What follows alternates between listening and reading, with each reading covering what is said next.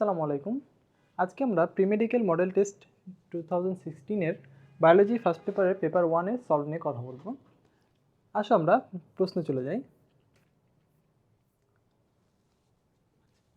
প্রথম প্রশ্নটা তোমাদের কি ছিল?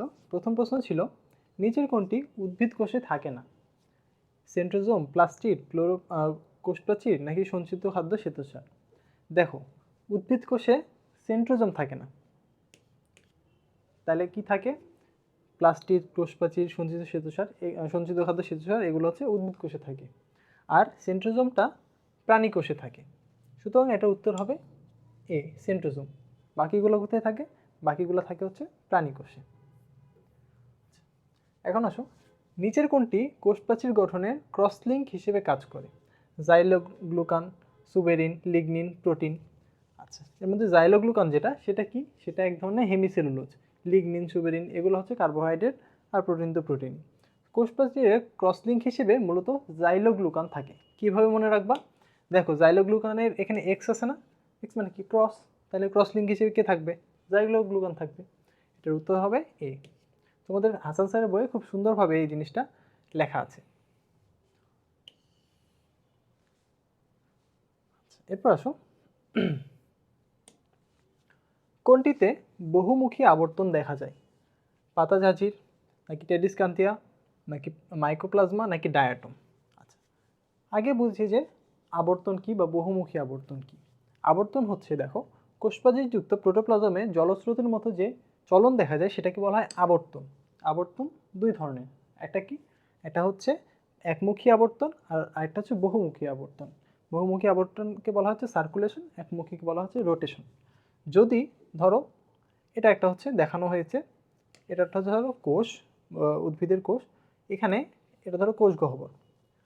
কোষ গহ্বরের চারিদিক দিয়ে একটা যদি বড় কোষ গহ্বর এরকম থাকে একটা কোষে, উদ্ভিদ কোষে, সেই কোষ গহ্বরের চারপাশে একমুখী হয়ে যে ধরনের চলন দেখা যায় সেটাকে বলা হয় একমুখী আবর্তন।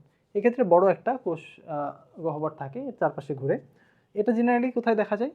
এটা জেনারেলি দেখা যায় হচ্ছে পাতাজাজির যে প্রোটোপ্লাজম সেটা।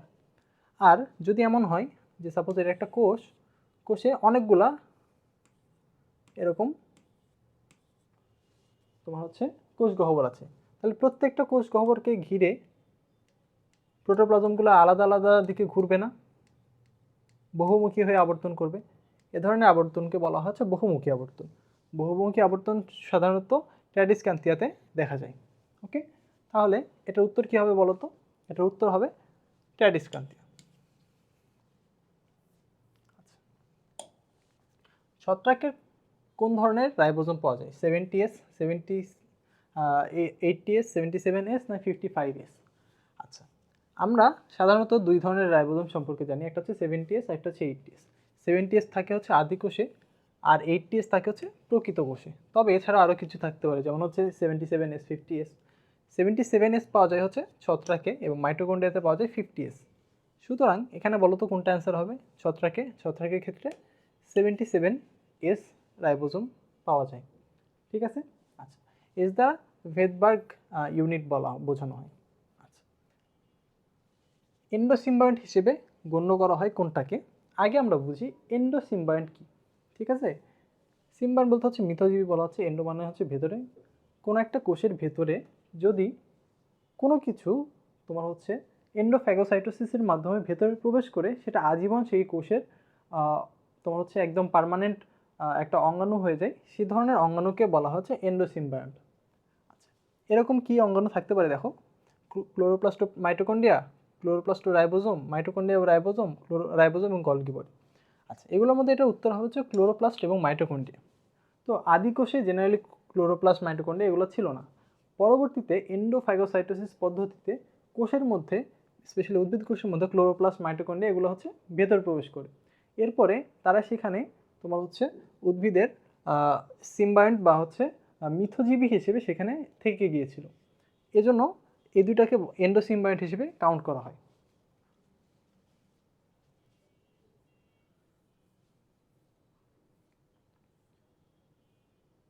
আচ্ছা, এখন আসো, প্রোটিন সঞ্চয়কারী লিউকোপ্লাস্টকে কি বলা হয়? লিউকোপ্লাস্ট সাধারণত আমরা জানি তিন প্রকার: অ্যামাইলোপ্লাস্ট, অ্যালিউরোপ্লাস্ট, ইরায়োপ্লাস্ট। হ্যাঁ, কী দেওয়া আছে? Chromoplast, chloroplast, elaioplast, aleuroplast. Chromoplast তো হবে না, এটা তো লিউকোপ্লাস্ট না। ক্লোরোপ্লাস্ট হবে না, এটা তো লিউকোপ্লাস্ট না। এখন ইলায়োপ্লাস্ট আর হচ্ছে অ্যালিউরোপ্লাস্ট, এই দুটোর মধ্যে অনেক সময় কনফিউশন চলে আসে যে কোনটা প্রোটিন সঞ্চয়কারী, কোনটা শর্করা সঞ্চয়কারী, এরকম। আচ্ছা, তো আসো আমরা তিনটা সম্পর্কে পড়ি, অ্যামাইলোপ্লাস্ট, অ্যালিউরোপ্লাস্ট, ইলায়োপ্লাস্ট।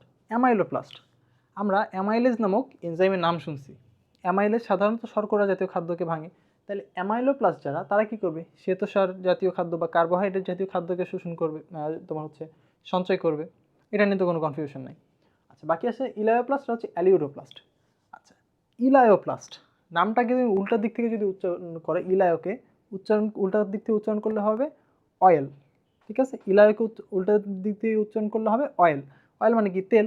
তাহলে এখান থেকে মনে রাখবা, ইলায়োপ্লাস্ট এরা কী ধরনের খাদ্য সঞ্চয় করবে? এরা হচ্ছে তোমার তেল জাতীয় বা স্নেহ জাতীয় খাদ্যকে সঞ্চয় করবে।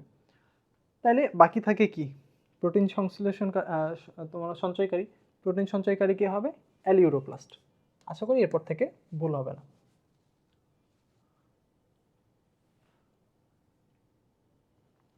আচ্ছা, হিস্টোন প্রোটিনের সাথে যুক্ত অবস্থায় ডিএনএকে কি বলা হয়? ক্রোমোজোম, ক্রোমাটিন, নিউক্লিওজোম নাকি ক্রোমাটিড? আচ্ছা, ক্রোমোজোম সাধারণত দুইটা জিনিস দিয়ে গঠিত হয়, হিস্টোন প্রোটিন এবং ডিএনএ। তো একটা ডিএনএর সাথে যখন হিস্টোন প্রোটিনের আটটা হিস্টোন প্রোটিন যখন একসাথে থাকে, সেগুলোকে বলা হচ্ছে অক্টামেরিক। তো এরকম আটটা অক্টামেরিক যে হিস্টোন প্রোটিন, তার সাথে যখন ডিএনএ থাকে যুক্ত হয়, সেই অংশটাকে বলা হচ্ছে নিউক্লিওজোম। এরকম অনেকগুলো নিউক্লিওজোম মিলিত হচ্ছে ক্রোমোজোম গঠন করে। তাহলে প্রথমত কি হবে? হিস্টোন প্রোটিনের সাথে যদি ডিএনএ যুক্ত থাকে, সেটা প্রথমত হবে নিউক্লিওজোম। আশা করি বুঝতে পেরেছো। আচ্ছা, এছাড়া বাকি জিনিসগুলো আমাদের একটু জানতে হবে, যেমন হচ্ছে ক্রোমোজোম। ক্রোমোজোমটা কখন বলা হবে? কোষ বিভাজন অবস্থায় ক্রোমাটিন তন্তু যখন হচ্ছে কুণ্ডলিত আকারে থাকবে, তখন এবং তাকে খাটো এবং মোটা দেখাবে, সেই অবস্থাকে বলা হচ্ছে ক্রোমোজোম। ক্রোমাটিন কখন বলবো? যখন একটা কোষ রেস্টিং ফেজে আছে, মানে হচ্ছে সে কোষ বিভাজনের অংশ নেয়নি এখনো। তো এই অবস্থায় ক্রোমাটিন ফাইবারগুলো হচ্ছে তন্তুর মতো যখন অবস্থান করে, সেটাকে বলা হচ্ছে ক্রোমাটিন। আর ক্রোমাটিডটা কি? ক্রোমোজোমগুলা তোমার হচ্ছে যখন এই যে দেখো, ক্রোমোজোমগুলো যখন লম্বালম্বি দুইটি অংশে বিভক্ত হয়ে যায়, তখন সেগুলোর নাম হচ্ছে ক্রোমাটিড। আচ্ছা, আশা করি এইটুকু বুঝতে পেরেছো। এরপর আসো, নিচের কোনটির ক্রোমোজোম সংখ্যা সঠিক নয়? আচ্ছা, এই ক্রোমোজোম সংখ্যার একটা বড় ছক দেখবা হাসান স্যারের বইয়ে দেওয়া আছে। এই ছকটা খুবই গুরুত্বপূর্ণ, এখান থেকে ডেন্টাল এবং মেডিকেলের প্রশ্ন আসে। তো দেখো, নিচের কোনটি সঠিক নয়? ধানের 22, মানুষের 46, গিনিপিগের হচ্ছে 64, গৃহমাছির হচ্ছে 12। তো এর মধ্যে ধানেরটা হচ্ছে সঠিক নয়, ধানেরটা হবে হচ্ছে 24। কীভাবে মনে রাখবা?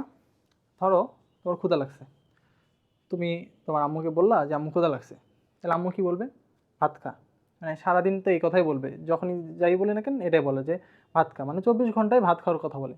তাহলে 24 থেকে মনে রাখবা ধান, ভাত, তাহলে হচ্ছে ধানের হবে 24। ঠিক আছে। আচ্ছা, আরও কয়েকটা এখান থেকে আমরা মনে রাখতে পারি। কীভাবে? আমরা যদি ধরো ভাত খাইতে ইচ্ছা করলো না, কোনো দিন রাতে হচ্ছে ভাত খাইতে ইচ্ছা করলো না, তাহলে আমরা ভাতের পরিবর্তে কী খাই? রুটি খাই। রুটি কী দিয়ে তৈরি হয়? গম দিয়ে। তাহলে ভাতের পরিবর্তে বা ধানের পরিবর্তে আমরা গম ইউজ করতেছি। তাহলে ধানের যেটা, তাকে উল্টা করে যদি দেই, তাহলে আমরা পেয়ে যাবো হচ্ছে গমেরটা। এই যে দেখো, ধানের হচ্ছে 24 ছিল, গমের তার ঠিক উল্টা করলেই 42, এটা হচ্ছে গমের। ঠিক আছে। আচ্ছা, মানুষের 46, এটা তুমি জানো, এটা তো সবার জানা কথা। এখন মানুষের সাথে আরেকটা জিনিস পড়বা, মানুষ যেই সিল্কের শার্টগুলো পরে, সেগুলো কি রেশম পোকা থেকে তৈরি হয় না? তাহলে মানুষেরও যা হবে রেশম পোকা, তাদেরও একই হবে। মানুষ, রেশম পোকা সবগুলোর হচ্ছে 46 হবে। ঠিক আছে। আচ্ছা, অনেক সময় দেখা যায় যে স্কুল বা কলেজে যখন খুব বেশি প্রেশার পড়ে বা হচ্ছে পরপর পরীক্ষা থাকে, এই একটা টেস্ট পরীক্ষা দিলাম, তারপরে আবার মডেল টেস্ট, সেই এরকম শুরু হয়, তখন আমরা রাগ করে বলি আমরা কি গিনিপিগ নাকি মানুষ? তাহলে মানুষ নাকি গিনিপিগ? মানুষের পরিবর্তে কি গিনিপিগ। তাহলে মানুষের যে সংখ্যা, সেটাকে যদি আমরা অপোজিট করি, তাহলে আমরা যেটা পাবো সেটা পাবো গিনিপিগেরটা। এই যে দেখো, গিনিপিগের হচ্ছে 64। এই যে দেখো, গিনিপিগের হচ্ছে 64। আশা করি মনে থাকবে। আচ্ছা, এরপর ওখানে একটা ছিল গৃহমাছি। গৃহ মানে কি? ঘর, বাড়ি, বাড়ি, তাই না? বাড়ি, বাড়ি থেকে মনে রাখা হচ্ছে 12, তাহলে গৃহমাছির কত হবে? গৃহমাছির হবে হচ্ছে 12। আচ্ছা, এখন আসো এখানে কিউলেক্স মশা। কিউলেক্স থেকে আমরা কিউবের কথা মনে রাখতে পারি, কিউবের কয়টা তল? 6টা তল, সুতরাং কিউলেক্স মশা হবে 6। আচ্ছা, ফল, ফলের ইংরেজি কি? ফ্রুট। ফ্রুটের সাথে একটা সংখ্যার খুব মিল আছে, ফ্রুট 8, ফ্রুট 8, তাহলে ফলের মাছির কত হবে? 8 হবে। আচ্ছা, আরও কিছু জিনিস আমরা একটু শিখতে পারি খুব ইজিলি। মানুষের কত বলছি? 46।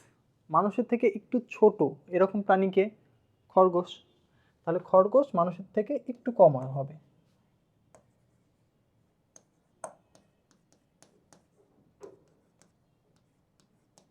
মানুষের থেকে একটু কম কত? 44। তাহলে খরগোশের কি হবে? 44, ঠিক আছে। আচ্ছা, খরগোশ সাধারণত কি খায় বলো তো? খরগোশ সাধারণত তোমার হচ্ছে কলা খায়, সুতরাং কলারও দেখবা হচ্ছে 44, এখানে দেওয়া নাই তবে হচ্ছে বইয়ে পাবো তোমরা। কলার হবে হচ্ছে 44। মানুষের থেকে একটু বড় কে? গরিলা, তাহলে গরিলার মানুষের থেকে একটু বেশি হবে, 48 হবে হচ্ছে গরিলার, ঠিক আছে। আচ্ছা, গরিলা কি খায়? গরিলা হচ্ছে তোমার গোল আলু খায়, তাহলে হচ্ছে গোল আলুরও হবে 48। আচ্ছা, কিন্তু দেখো গরিলারও 48, তোমার গোল আলুরও 48। আচ্ছা, এখন বলো খরগোশের থেকে আরেকটু কি ছোট হইতে পারে? খরগোশের থেকে আরেকটু ছোট হতে পারে ইঁদুর, তাহলে ইঁদুরের আরও কম হবে, 40 হবে হচ্ছে ইঁদুরের।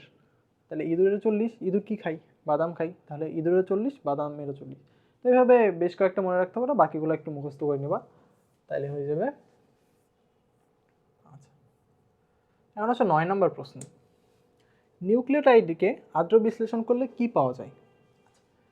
নিউক্লিওটাইডকে ভেঙে আমরা কি তৈরি করব সেটা দেখব। তার আগে আমরা দেখব যে নিউক্লিওটাইডটা কি কি দিয়ে গঠিত হয়।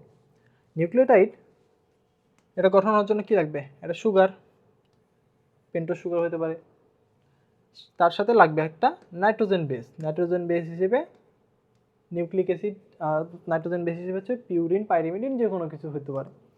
আর এর সাথে কি লাগবে? আচ্ছা, এই দুইটাকে আমরা একসাথে বলি হচ্ছে নিউক্লিওসাইড। নিউক্লিওসাইড, হ্যাঁ, এই দুইটাকে একসাথে বলি হচ্ছে নিউক্লিওসাইড। এবং এর সাথে যখন ফসফেট গ্রুপ যুক্ত হয়, এই তিনটাকে পরবর্তী তখন আমরা বলি হচ্ছে একটা নিউক্লিওটাইড। এখন নিউক্লিওটাইডকে ভাঙলে কি পাবো? দেখো, নিউক্লিওটাইডকে আদ্র বিশ্লেষণ করলাম, একটা কি ফসফরিক অ্যাসিড প্লাস নিউক্লিওটাইড, এটা তো হবে না। তারপরে এখানে কি আছে? Phosphoric acid plus nitrogenous base, মানে এই দুইটা দেওয়া আছে, তাহলে এটাও হবে না। নিউক্লিওসাইড প্লাস রাইবোজ সুগার, এই দুইটা দেওয়া আছে, তাহলে এটাও হবে না। তোমার হচ্ছে ফসফরিক অ্যাসিড আর হচ্ছে নিউক্লিওসাইড, মানে ফসফরিক অ্যাসিড দেওয়া আছে আর নিউক্লিওসাইড দেওয়া আছে, এই দুইটা দেওয়া আছে, সুতরাং এটার উত্তর হবে এটা, ঠিক আছে। আশা করি নিউক্লিওসাইড, নিউক্লিওটাইড এগুলো সম্পর্কে বুঝতে পেরেছি যে এখানে দেওয়া আছে। নিউক্লিওটাইড, নিউক্লিওসাইড কোনটা কি, নাইট্রোজেন গঠিত ক্ষারক এগুলো। 10 নম্বর প্রশ্ন দেখো, কোন প্রক্রিয়ায় আরএনএ হতে ডিএনএ তৈরি হয়? আমরা সাধারণত জানি ডিএনএ থেকে আরএনএ তৈরি হয়। ডিএনএ থেকে আরএনএ তৈরির প্রক্রিয়ার নাম কি? ট্রান্সক্রিপশন। এখন যদি আমরা উল্টো করে দিই তাহলে সেটাকে আমরা রিভার্স বলতে পারি। তাই আরএনএ থেকে যদি আমরা ডিএনএ তৈরি করি কোনোভাবে, সেটাকে আমরা বলবো রিভার্স ট্রান্সক্রিপশন, ঠিক আছে। তাহলে এটা কি ট্রান্সলেশন হবে না? রিভার্স ট্রান্সক্রিপশন, এটা ট্রান্সক্রিপশনও হবে না, রেপ্লিকেশনও হবে না। আচ্ছা, এ ধরনের রিভার্স ট্রান্সক্রিপশন কোথায় দেখা যায়? এইচআইভির ক্ষেত্রে এ ধরনের রিভার্স ট্রান্সক্রিপশন দেখা যায়, ঠিক আছে। আচ্ছা, এরপর আসো 11 নম্বর প্রশ্ন, যে জিনের কারণে ক্যান্সার রোগ সৃষ্টি হয় তাকে কি বলা হয়? লিথাল, অনকোজিন, ট্রান্সজিন, লিঙ্ক জিন। আচ্ছা, লিথাল জিন মানে কি? লিথাল জিন মানে হচ্ছে মারণ জিন।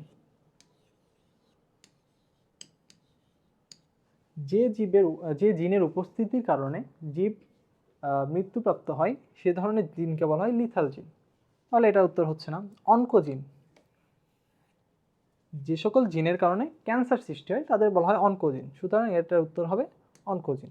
এখন আসো বাকি জিনিসগুলো দ্বারা কি বোঝাইছে? ট্রান্সজিন। ট্রান্সজিন মানে হচ্ছে কোনো একটা উদ্ভিদের ডিএনএতে যদি অন্য একটা উদ্ভিদ বা প্রাণীর কোনো বৈশিষ্ট্যযুক্ত ডিএনএকে সংযুক্ত করে নতুন একটা ডিএনএ তৈরি করি, সে ধরনের বা জিন তৈরি করি, সে ধরনের জিনকে বলা হয় হচ্ছে ট্রান্সজিন। ঠিক আছে, আমরা ট্রান্সজেনিক বিভিন্ন উদ্ভিদের নাম শুনেছি, তো এটা হচ্ছে এই ট্রান্সজিনের কারণে হয়। আচ্ছা, এরপর আসলে লিঙ্ক জিন। লিঙ্ক জিনটা কি? লিঙ্ক জিনটা হচ্ছে যখন দুটি জিন কোনো ক্রোমোজোমে একই সঙ্গে অবস্থান করে কিন্তু স্বাধীনভাবে সঞ্চারিত হয় না, তাদের বলা হচ্ছে লিঙ্ক জিন। মানে দুটো জিন একসাথে থাকবে, তাদের হচ্ছে স্বাধীনভাবে যখন সঞ্চারিত হওয়ার কথা তখন তারা স্বাধীনভাবে সঞ্চারিত হবে না, এটা হচ্ছে লিঙ্ক জিন। বাকি আরও কয়েকটা সম্পর্কে দেওয়া আছে, এগুলো তোমাদের জন্য খুবই গুরুত্বপূর্ণ। দেখো, লিথাল জিন বলেছি, অনকোজিন বলেছি, সেক্স ক্রোমোজোমাল জিন। এক্স ক্রোমোজোম যেসব জিন বহন করে তাদের হচ্ছে সেক্স ক্রোমোজোমাল জিন বলা হয়। হোল্যান্ডিক জিনকে বলা হয়। ওয়াই ক্রোমোজোম যেই জিন বহন করে তাদের হচ্ছে হোল্যান্ডিক জিন বলা হয়। আরও কী কী আছে দেখো, অটোজোমাল জিন, যেসব জিন অটোজোম ধারণ করবে তাদের হচ্ছে অটোজোমাল জিন বলা হয়। এগুলোর কারণে মানুষের মাথার টাক, অ্যালবিনিজম এগুলো হতে পারে, এগুলো খুবই গুরুত্বপূর্ণ পড়া। হ্যাঁ, ট্রান্সজিন বলেছি। খণ্ডিত জিন কি? যে জিন ইন্ট্রন এবং এক্সন এই দুইটা সহযোগে গঠিত হয় তাদের বলা হচ্ছে ট্রান্সজিন। তারপর হচ্ছে হাউসকিপিং জিন, লাক্সারি জিন, এগুলো একটু পড়ে ফেলবো এখান থেকে। এই প্রত্যেকটা খুবই গুরুত্বপূর্ণ, মেডিকেলে আসার জন্য খুবই গুরুত্বপূর্ণ। এরপর হচ্ছে 12 নাম্বার, পলিপেপটাইড চেইন শুরু হয় নিম্নের কোন অ্যামিনো অ্যাসিড দ্বারা? আচ্ছা, পলিপেপটাইড চেইন এটা কিসের মাধ্যমে শুরু হবে? এটা হচ্ছে ট্রান্সলেশনের একটা ধাপ, যে পলিপেপটাইড চেনগুলো পলিপেপটাইড চেনগুলো তৈরি হবে অ্যামিনো অ্যাসিড যুক্ত হওয়ার মাধ্যমে। এটা মূলত তৈরি হয় কিসের মাধ্যমে? ট্রান্সলেশনের মাধ্যমে।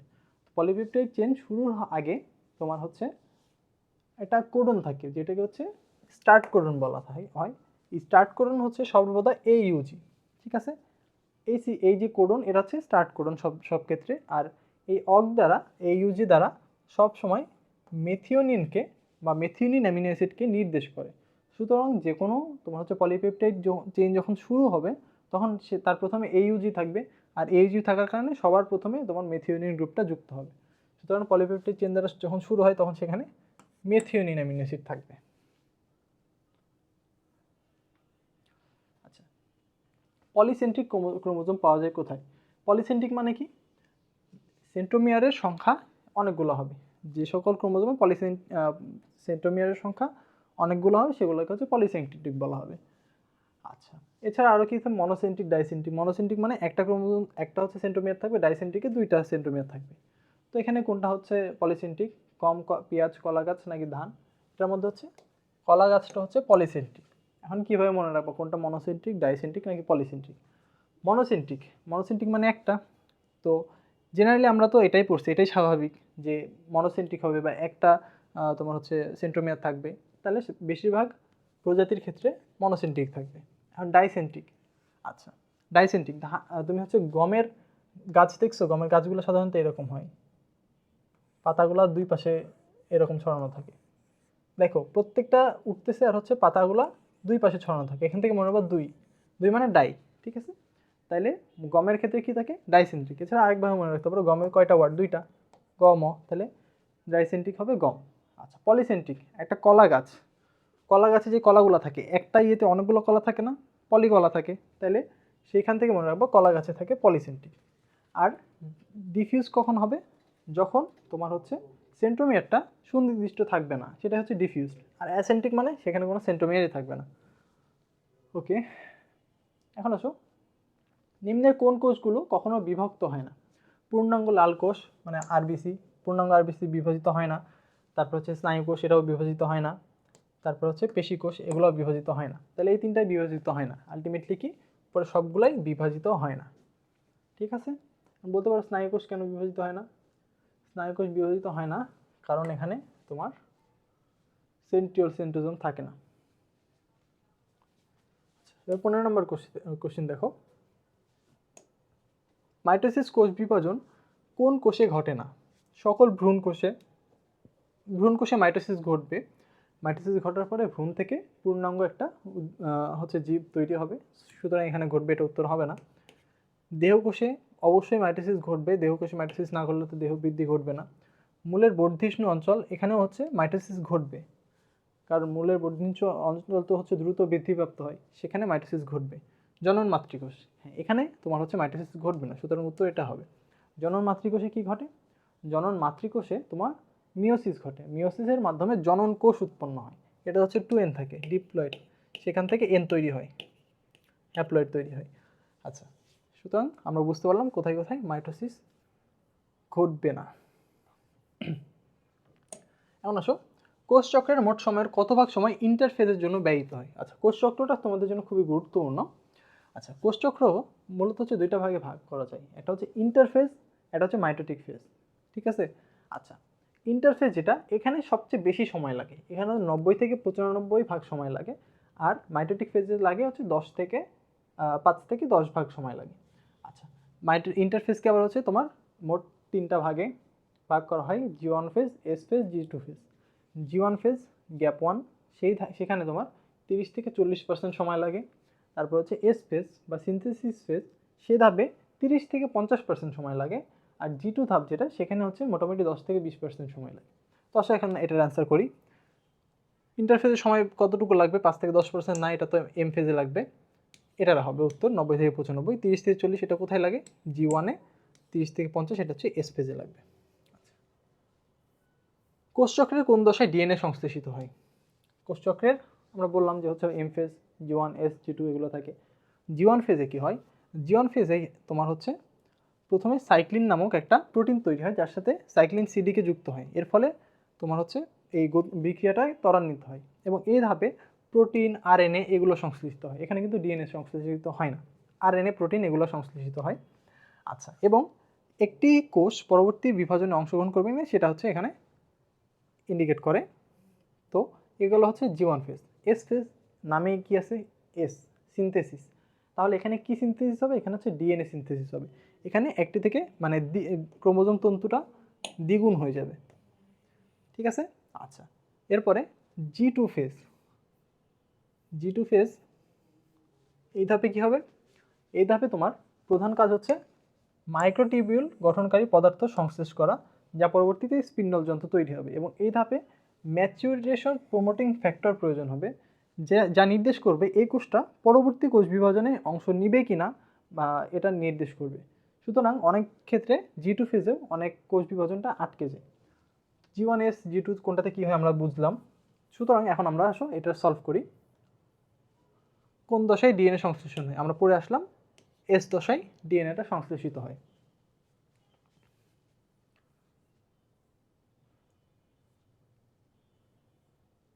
18 নম্বর প্রশ্নটা দেখো, মাইটোসিসের সবচেয়ে দীর্ঘস্থায়ী ধাপ কোনটা, prophase, prometaphase, metaphase, telophase. Mitosis একটা তোমার হচ্ছে ধারাবাহিক একটা প্রক্রিয়া, এটাকে বেশ কয়েকটা ধাপে ভাগ করা হয়, এটা সুবিধার্থে আর কি, যেন হচ্ছে তোমার এটা খুব সহজে বোঝা যায়। এর মধ্যে সবচেয়ে দীর্ঘস্থায়ী ধাপ হচ্ছে প্রোফেজ। এই ধাপে অনেক কিছু হয়, নিউক্লিয়াসটা আকারে বড় হয়, জল বিয়োজন ঘটে, ক্রোমোজোমগুলো খাটো এবং মোটা হতে শুরু করে, এবং ক্রোমোজোমগুলো সেন্ট্রোমিয়ার ব্যতীত লম্বালম্বি দুই অংশে ভাগ হয়ে যায়। এবং এখান থেকে তোমার হচ্ছে স্পিন্ডল তন্তু, স্পিন্ডল যন্ত্র তৈরির সূচনা এই ধাপে ঘটে। সুতরাং এতগুলো ধাপ এখানে সম্পন্ন হয়, এত কিছু এখানে সম্পন্ন হয়, এই জন্য এখানে অনেক বেশি সময় লাগে। সো এটা হচ্ছে সবচেয়ে দীর্ঘস্থায়ী। ক্রোমোজোমের সংখ্যা, আকার, আকৃতি নির্ণয় করা হয় কোন ধাপে। আচ্ছা, ক্রোমোজোমগুলো যে ধাপে সবচেয়ে বেশি স্পষ্ট দেখা যাবে, খাটো মোটা দেখা যাবে, ওই ধাপে তো আমরা মূলত হচ্ছে আকার আকৃতি নির্ণয় করতে পারবো। এটা মূলত মেটাফেজে দেখা যায়। মেটাফেজে হচ্ছে কনডেনসেশন ঘটে, সুপার কয়েলিং ঘটে, এগুলোর ফলে ক্রোমোজোমগুলো সবচেয়ে খাটো এবং মোটা দেখায়, এবং তারা নিরক্ষীয় অঞ্চলে থাকে, যার ফলে আমরা ইজিলি সেগুলোর আকার আকৃতি এগুলোকে নির্ধারণ করতে পারি। সুতরাং এটার উত্তর কী হবে, মেটাফেজ। অ্যানাফেজে কী হবে, অ্যানাফেজে হচ্ছে এই সেন্ট্রোমিয়ারগুলো বিভক্ত হয়ে দুই মেরুর দিকে যাত্রা শুরু করবে। টেলোফেজে কী হবে, প্রোফেজে যা হয়েছিল তার ঠিক বিপরীতগুলো হচ্ছে টেলোফেজে হবে, অর্থাৎ নিউক্লিয়াস পুনরাবির্ভাব ঘটবে, নিউক্লিয়ার মেমব্রেন আসবে, দুইটা অপত্য নিউক্লিয়াস তৈরি হয়ে যাবে। প্রোফেজে কী হবে সেটা তো আগেই বলছি। আচ্ছা,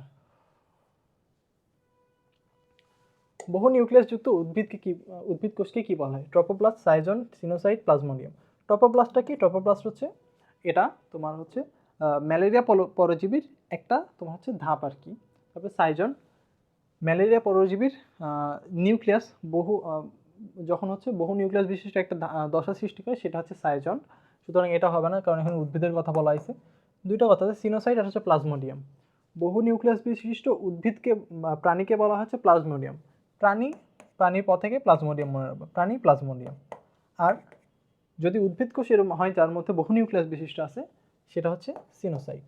সুতরাং উত্তর হবে আমাদের সিনোসাইড। অনিয়ন্ত্রিত মাইটোসিস কোষ বিভাজনকে কি বলা হয়? পলিফেজিয়া, নিউপ্লাসিয়া, তারপর হচ্ছে পলিপ্লাসিয়া নাকি ফেজিয়া হচ্ছে নিউপ্লাসিয়া, কোনটা? আচ্ছা, অনিয়ন্ত্রিত মাইটোসিস মানে কি? যেখানে কোষ বিভাজনটা নিয়ন্ত্রিত থাকবে না, অর্থাৎ কোষ এলোমেলোভাবে হচ্ছে অনেক বেশি পরিমাণে হচ্ছে বিভাজিত হবে, যার মাধ্যমে তোমার হচ্ছে ক্যান্সার, টিউমার এগুলো সৃষ্টি হতে পারে। সাধারণত এটাকে হচ্ছে নিউপ্লাসিয়া বলা হয়। নিউপ্লাসিয়া মানে কি? অনিয়ন্ত্রিত কোষ বিভাজনে হচ্ছে নিউপ্লাসিয়া। এটা দুই ধরনের হতে পারে, হচ্ছে ম্যালিগন্যান্ট বা হচ্ছে বিনাইন। নিচে কোনটি সঠিক দেখো? লেপ্টোটিন দশায় আরএনএ সংশ্লেষিত হয় না, লেপ্টোটিন তারপর হচ্ছে প্যাকাইটিন দশায় বাইভ্যালেন্ট দেখা যায়, জাইগোটিন দশায় কাইজমা দেখা যায়, নাকি ডায়াকাইনেসিস দশায় প্রান্তীয়করণ দেখা যায়? আচ্ছা, প্রথম থেকে আসলে দেখি লেপ্টোটিন দশায় কি কি হয়। এখানে আরএনএ সংশ্লেষ হবে, নিউক্লিয়াসের আয়তন বৃদ্ধি হবে, বহু ক্রোমোমিয়ার দেখা যাবে, এগুলো হচ্ছে ইম্পর্টেন্ট পয়েন্ট। জাইগোটিনে কি হয়? সিন্যাপসিস, বাইভ্যালেন্ট এগুলো দেখা যায়। প্যাকাইটিনে কি হয়? টেট্রার সৃষ্টি হবে, সেখান থেকে কাইজমা সৃষ্টি হবে, এরপরে সেগুলোর মধ্যে ক্রসিং ওভার ঘটবে। তারপরে ডিপ্লোটিনে প্রান্তীয়করণ, লুপিং এগুলো সৃষ্টি হবে। ডায়াকাইনেসিস হচ্ছে নিউক্লিয়াস এবং নিউক্লিয়ার মেমব্রেন অবলুপ্তি ঘটবে। তাহলে এখানে দেখো এর মধ্যে প্রথমটাই সঠিক, যে লেপ্টোটিন দশায় আরএনএ সংশ্লেষিত হয়, বাকি সবগুলো কিন্তু ভুল। ঠিক আছে। আচ্ছা, কাইজমা অংশে কোন এনজাইমের প্রভাবে ক্রোমাটিড ভেঙে যায়? আচ্ছা, ligase, restriction, endonuclease, angiotensin. Ligase মূলত জোড়া লাগায়, সুতরাং এটা হবে না। ডিএনএ দুটো খণ্ডকে জোড়া লাগায় লাইগেজ। রেস্ট্রিকশন এনজাইম কি করে? কাটে। হ্যাঁ, এটাকে হচ্ছে আণবিক কাঁচি বলা হয়, তোমরা সবাই জানো। সুতরাং এটাও ক্রোমাটিড ভাঙার ক্ষেত্রে কাজে লাগবে না। এখানে ভাঙার জন্য লাগবে হচ্ছে এন্ডোনিউক্লিয়াস। এটা হচ্ছে কাইজমার ওই অংশগুলোকে ভেঙে দেয়, এরপরে লাইগেজের মাধ্যমে ভাঙা অংশগুলোকে জোড়া লাগায়। আচ্ছা, অ্যানজিওটেনসিন এটা তো হবে না, এটা একটা হরমোন। এই যে দেখো এই অংশগুলোতে ভেঙে দিবে হচ্ছে এন্ডোনিউক্লিয়াস, আর পরবর্তীতে এটা হচ্ছে জোড়া লাগাবে কে? জোড়া লাগাবে হচ্ছে লাইগেজ।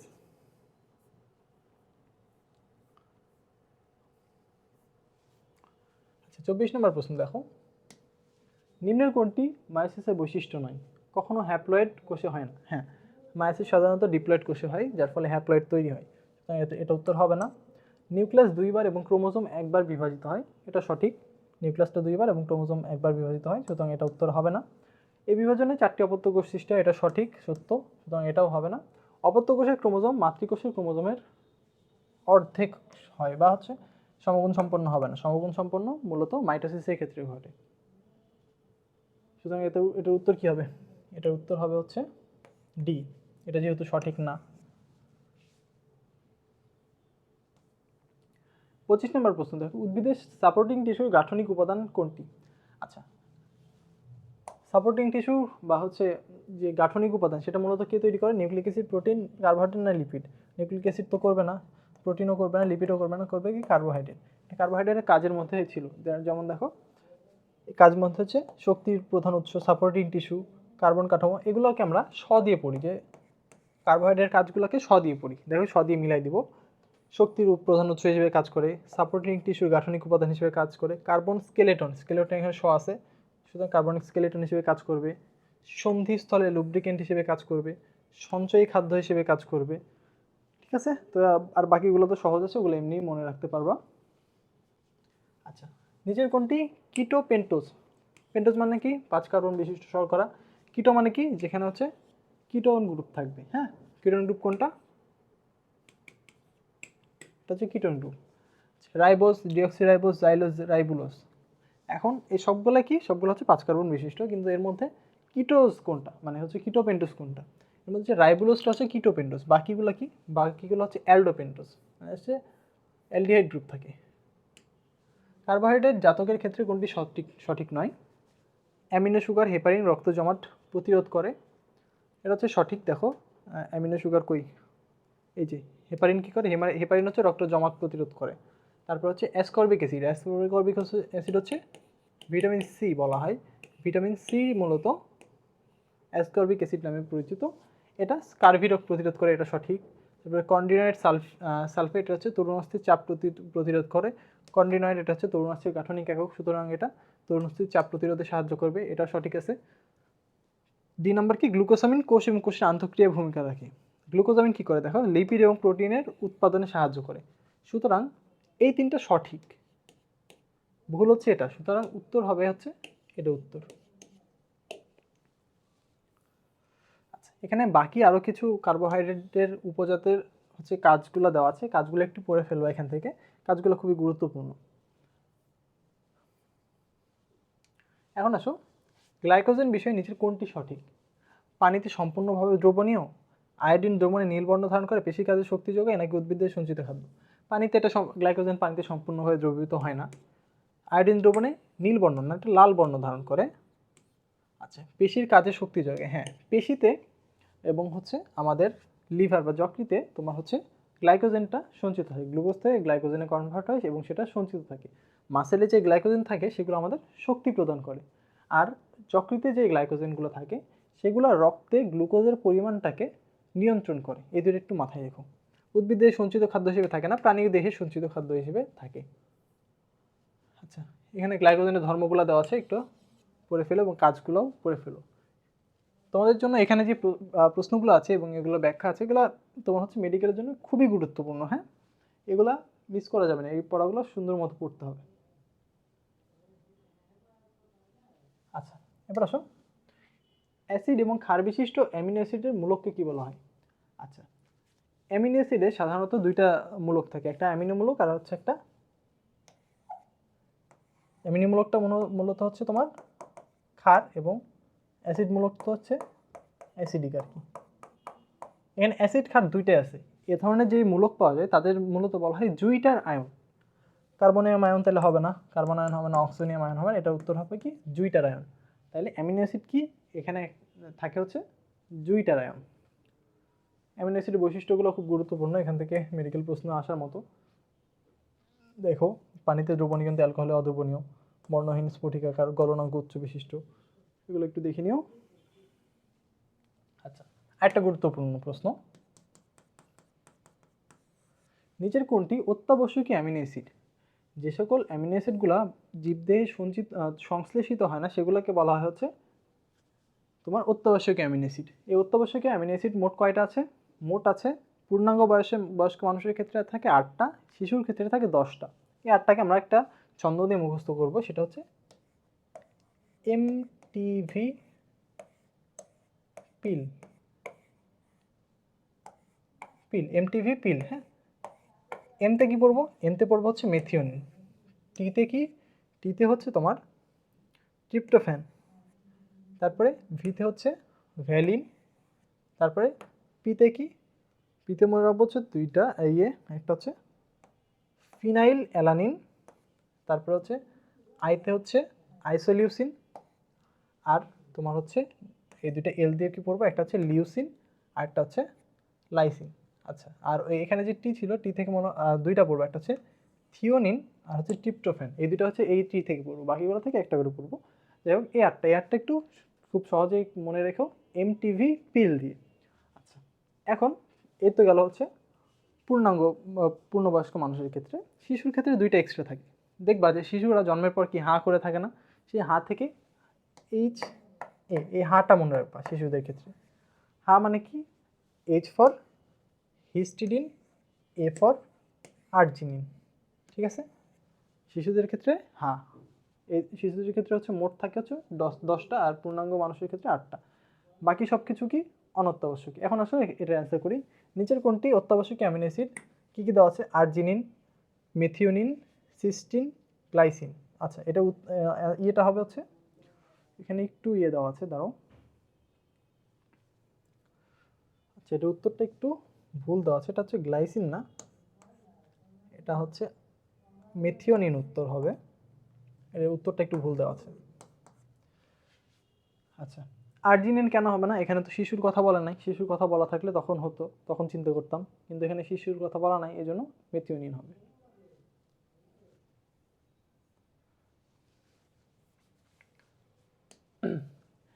নিম্নের কোনটি সবচেয়ে ক্ষুদ্র সরল প্রোটিন? আমরা জানি সরল প্রোটিন 7 ধরনের, এই প্রোটিনগুলোর বৈশিষ্ট্য সবগুলা লাগবে, উদাহরণ সবগুলা লাগবে।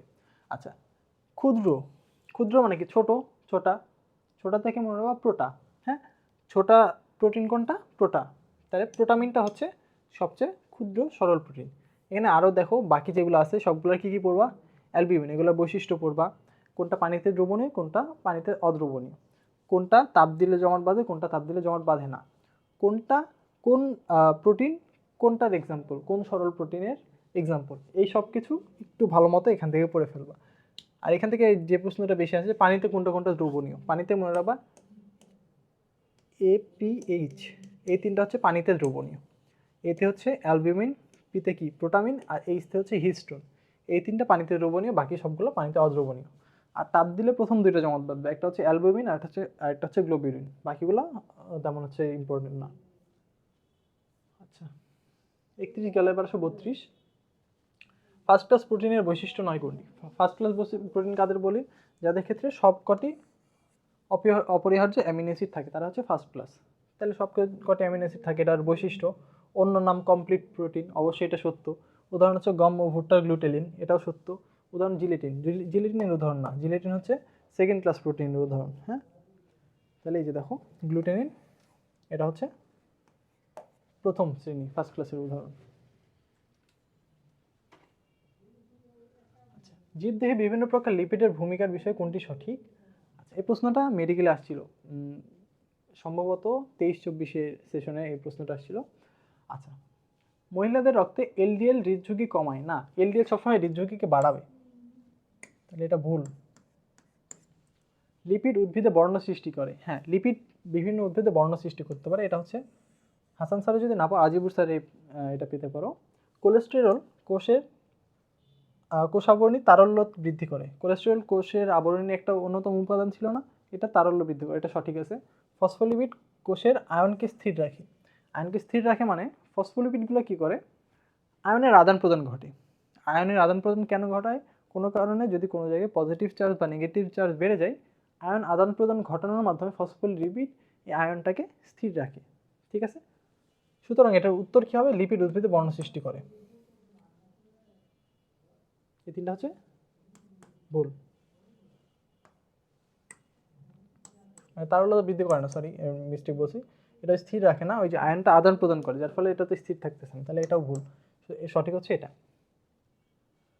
দেখো আয়নটাকে আয়ন বাহক হিসেবে ফসফোলিপিড কাজ করে, অর্থাৎ আয়নকে আদান প্রদান করে, সেটাকে স্থির রাখে না।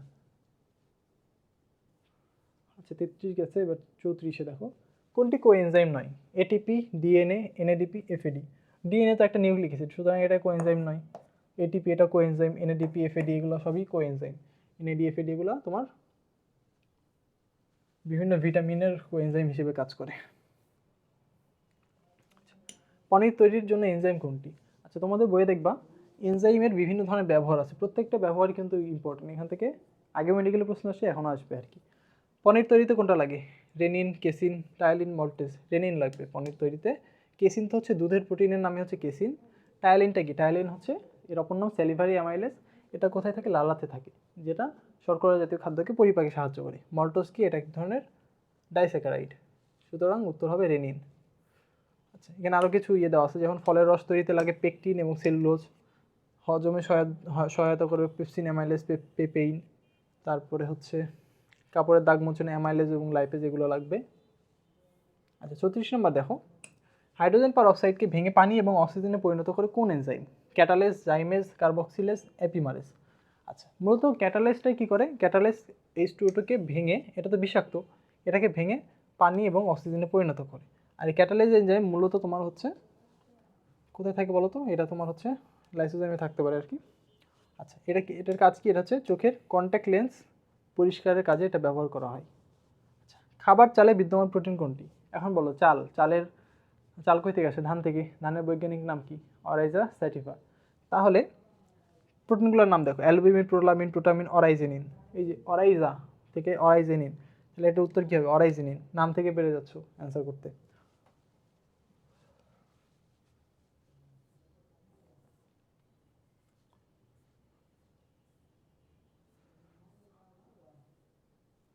আচ্ছা, 38 নম্বর দেখো, নিম্নের কোন তথ্যটি ভাইরাসের ক্ষেত্রে সঠিক নয়? প্রিয়ন শুধুমাত্র প্রাণীদেহে রোগ সৃষ্টি করে, সঠিক। ভাইরাস সজীব কোষ ছাড়া বাঁচতে পারে না, এটাও সঠিক। ভাইরাসের বিপাকীয় এনজাইম আছে, না ভাইরাস তো খাদ্য টাদ্য কিছু গ্রহণ করে না, তাহলে ওদের বিপাকের জন্য কোনো এনজাইম লাগবে না তো, তাহলে ভাইরাসের বিপাকে কোনো এনজাইম থাকে না। তারপরে ভাইরাসে নিউক্লিয়াস অনুপস্থিত, এটা তো সঠিক, ভাইরাসে তো কোনো নিউক্লিয়াস নেই, এটা তো নিউক্লিক অ্যাসিড আর প্রোটিন দিয়ে গঠিত শুধুমাত্র। আচ্ছা, ভাইরাসের বিভিন্ন বৈশিষ্ট্যগুলো দেওয়া আছে, কিছু জীবীয় কিছু জড় বৈশিষ্ট্য, এই বৈশিষ্ট্যগুলো একটু ভালো মতো পড়বা, এটা তোমার হচ্ছে খ নাম্বার বা গ নাম্বার বা অনেক সময় মেডিকেলের পরীক্ষা আসে। নিচের কোন ভাইরাসটির বহিস্থ আবরণী নেই? আচ্ছা, ভাইরাস মূলত নিউক্লিক অ্যাসিড এবং প্রোটিন দিয়ে গঠিত, কোনো কোনো ক্ষেত্রে দেখা যায় ভাইরাসের বাইরে আরেকটা আবরণ থাকে, যেটাকে হচ্ছে এনভেলপ বলা হয়। তো যেসব ভাইরাসের বাইরে বহিস্থ আবরণ থাকে না, তাদের আমরা একটা ইয়েতে পড়ি এইচআইভি করোনা, ঠিক আছে, এইচআইভি করোনা, এই দুইটা রোগ দিয়ে পড়ি। কীভাবে? তোমার হচ্ছে এইচআইভি করোনা, এগুলোর বাইরে হচ্ছে আবরণী থাকবে, এইচআইভির বাইরে থাকবে, করোনার বাইরে থাকবে। এইচ দিয়ে পড়বো আমরা হচ্ছে হারপিসের বাইরে থাকবে। আইতে পড়বো ইনফ্লুয়েঞ্জার বাইরেও থাকবে। এই চারটার ক্ষেত্রে বহিস্থ আবরণী থাকে, বাকিগুলোর ক্ষেত্রে থাকে না। এখন আসো কোনটা কোনটা পাইলাম এখানে। টোবাকো মোজাইক ভাইরাস এই চারটার মধ্যে পড়তেছে না, তাহলে এটা উত্তর যে এর বাইরে আবরণ থাকবে না। এইচআইভি এটার বাইরে আবরণ থাকবে, ইনফ্লুয়েঞ্জার বাইরে আবরণ থাকবে, হারপিসের বাইরে আবরণই থাকবে। ব্যাকটেরিয়া লাইটিক চক্রের ধাপ নয় কোনটি? সংযুক্তি, হ্যাঁ, প্রথমে এসে সংযোগ হবে, সংযোগ হওয়ার পরে তোমার হচ্ছে এর বডিতে যেই ফার্স্ট যেই ডিএনএ থাকবে, ডিএনএটাকে ভেতরে পুশ করে দিবে, এরপরে তোমার হচ্ছে এখানে অনুলিপন ঘটবে, তারপরে কি সেখান থেকে নতুন যে হচ্ছে ভাইরাস সেগুলো সৃষ্টি হবে এবং মুক্ত হবে। সুতরাং দেখো এখানে এটা ধাপ, ফার্স্ট আরএনএ প্রবেশ করে না, ডিএনএ প্রবেশ করায়, সুতরাং উত্তর হচ্ছে এটা। আচ্ছা, তাহলে এটা হচ্ছে সঠিক, এদেরও সঠিক, ভুল হচ্ছে এটা, সুতরাং উত্তর হবে কি এটা, এটা হচ্ছে এর উত্তর।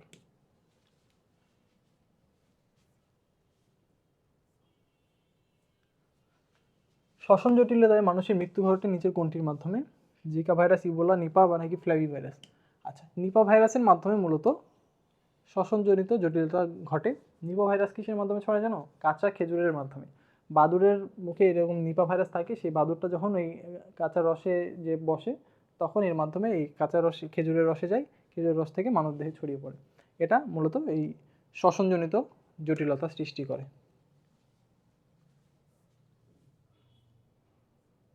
রক্ত পরীক্ষা করে এইচবিএস পজিটিভ হলে কোন ভাইরাস আক্রান্ত বলে মনে হয়? এইচবি মানে কি? হেপাটাইটিস বি সারফেস অ্যান্টিজেন যেই পরীক্ষা, এটা পজিটিভ হলে মূলত হেপাটাইটিস বি ভাইরাস আক্রান্ত বলে মনে করা হয়। এ ধরনের পরীক্ষায় দেখবা যে হচ্ছে বিভিন্ন ধরনের পরীক্ষার কথা বলা থাকে, কোনটা দিয়ে কী ধরনের রোগ তোমার হচ্ছে আমরা তোমার হচ্ছে ডিটারমাইন করি, এই জিনিসগুলো একটু পড়ে ফেলবা, যেমন ডেঙ্গু কীভাবে তোমার হচ্ছে ইয়ে করবা, এগুলো। ব্যাকটেরিয়ার কোষপ্রাচীরের প্রধান উপাদান কি? ব্যাকটেরিয়ার কোষপ্রাচীরের প্রধান উপাদান হচ্ছে পেপটিডোগ্লাইকান। তার সাথে সাথে কি থাকতে পারে? মুরামিক অ্যাসিড, টিকোইক অ্যাসিড, এগুলো থাকে, তবে মূলত কোনটা থাকে? মূলত থাকে হচ্ছে পেপটিডোগ্লাইকান। সুতরাং দেখো এখানে উত্তর হবে পেপটিডোগ্লাইকান। ক্যাপসোমিয়ার তো ব্যাকটেরিয়ার ক্ষেত্রে থাকে না, মুরামিক অ্যাসিড, টিকোইক অ্যাসিড এগুলো সাহায্যকারী হিসেবে থাকে।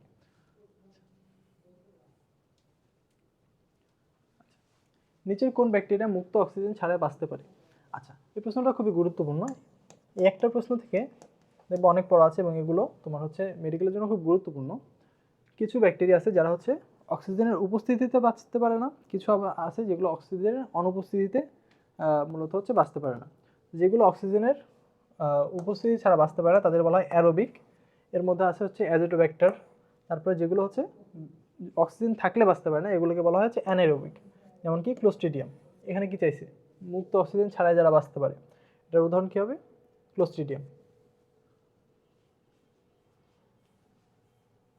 আচ্ছা,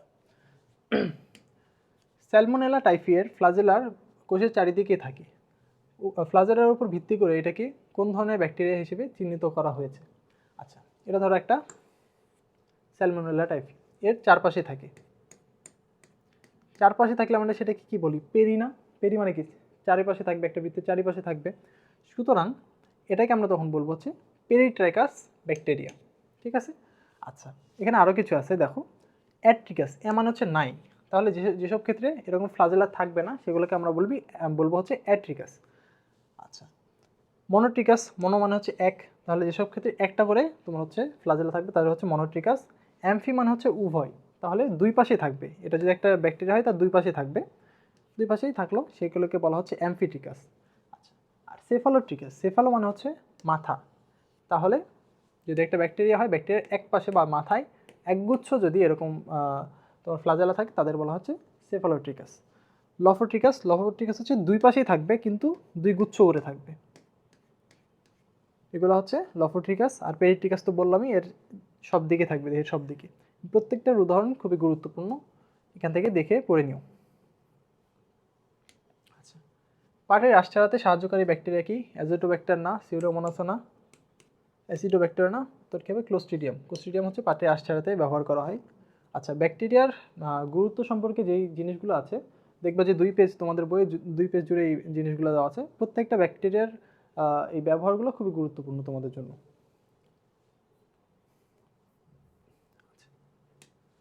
বিশ্বের প্রথম ম্যালেরিয়া প্রতিষেধক টিকা কি? মস্কিউরিক্সকে বলা হচ্ছে ম্যালেরিয়া প্রতিষেধক প্রথম টিকা। কই মস্কিউরিক্স? এটা হচ্ছে মস্কিউরিক্স, যেটা অপর নাম হচ্ছে আরটিএসএস, যেটা প্লাজমোডিয়াম ফ্যালসিপেরামকে প্রতিরোধ করে।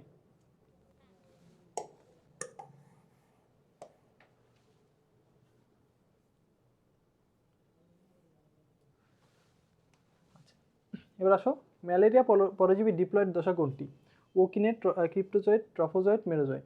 আচ্ছা, এখানে দেখো ডিপ্লয়েড দশায় কী কী? জাইগোট, ওকিনেট, ওসিস্ট। আর হ্যাপ্লয়েড স্পোরোজয়েড, ক্রিপ্টোজয়েড, তারপর হচ্ছে মাইক্রো গেমেটোসাইট এই পর্যন্ত। তো ডিপ্লয়েড দশার মধ্যে কী থাকতেছে? ওকিনেট। জাইগোট থেকে ওকিনেট সৃষ্টি হয়, সেটা হচ্ছে তোমার ডিপ্লয়েড দশা। সুতরাং এটার উত্তর কী হবে? ওকিনেট। ম্যালেরিয়া জীবনচক্রের কোন পর্যায়ে সারফনাস দানা দেখা যায়? আচ্ছা, সারফনাস দানা দেখা যায় হচ্ছে অ্যামিবয়েড ট্রপোজয়েটে। তখন তোমার হচ্ছে এই যে ট্রপোজয়েট যেটা আছে সেটা হিমোগ্লোবিনের প্রোটিন আছে, সেই প্রোটিনগুলোকে ভক্ষণ করে বিষাক্ত হিমোজয়েনে পরিণত করে। এরপরে তারা আকৃতিটা চেঞ্জ করে, অ্যামিবার মতো তোমার হচ্ছে এলোমেলো আকৃতিতে কনভার্ট হয়। তখন এদের সেন্টারে তোমার হচ্ছে এরকম সারফনাস দানা দেখা যায়। আর সারফনাস দানা দেখেই বোঝা যায় যে হচ্ছে তাদের ম্যালেরিয়া হয়েছে। আর এটা তোমার অ্যামিবয়েড ট্রপোজয়েটে দেখা যায়। আচ্ছা, এবার আসো শেষ প্রশ্ন, কলেরা বিষয়ে কোনটি সঠিক? আচ্ছা, কলেরা একটা গ্রাম নেগেটিভ ব্যাকটেরিয়া, এটা সঠিক। এটা ভাইরাস জনিত ছোঁয়াচে রোগ না, এটা তো ব্যাকটেরিয়া জনিত রোগ। বিশ্বে প্রতি বছর 2 লাখ লোক মারা যায় না, এখানে দেখো 1 লাখ লোক মারা যায় এটার কারণে, সুতরাং এটা ভুল। তারপর হচ্ছে বাংলাদেশে সাধারণত ভিকোলেরা 0139 পাওয়া যায়, এটা হচ্ছে আগে পাওয়া যেত কিন্তু বর্তমানে বাংলাদেশে এটা অনুপস্থিত, সুতরাং এটাও ভুল।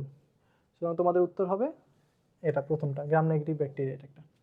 আচ্ছা, তো এর মাধ্যমে তোমাদের প্রি মেডিকেলের যে 50টা প্রশ্ন ছিল তার সলভ দেওয়া সম্পূর্ণ হলো। সবাই ভালো থাকবা। আসসালামু আলাইকুম।